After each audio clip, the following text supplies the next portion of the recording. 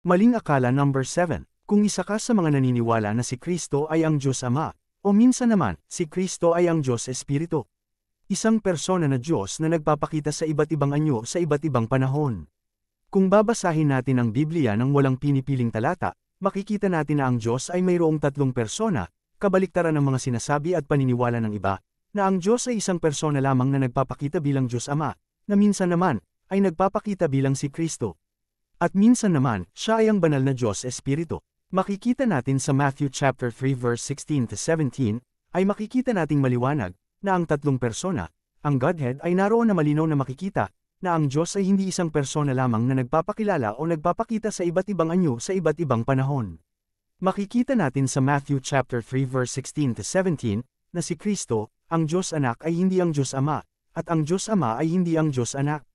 At ang Diyos Anak ay hindi ang Diyos Banal na Espiritu, at ang Diyos Banal na Espiritu ay hindi ang Diyos Ama o ang Diyos Anak. Nang si Kristo ay mabautismuhan at pag-ahon sa tubig, ay bumukas ang langit at bumaba ang Diyos Espiritu, at ang Diyos Ama ay nagsalita at ang kanyang tinig ay narinig ng lahat. Matthew chapter 3 verse 16-17. At nang mabautismuhan si Kristo, pag-ahon sa tubig, at narito, nang gabuksan sa kanya ang mga langit, at nakita niya ang Espiritu ng Diyos na bumababang tulad sa isang kalapati, at lumalapas sa kanya, at narito, ang isang tinig na mula sa mga langit, na nagsasabi, ito ang sinisinta kong anak, na siya kong lubos na kinalulugdan. Sa ibang mga talata ay makikita din natin na ang Godhead, ang Trinity, ay sabay-sabay at nakikipag-ugnayan sa bawat isa. Isa na dito ang Genesis chapter 1 verse 26.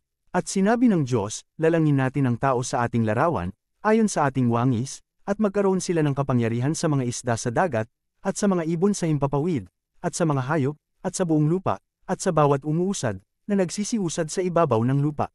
Malinaw na ang paniniwala na ang Diyos ay isang persona lamang, ay hindi naaayon sa Biblia.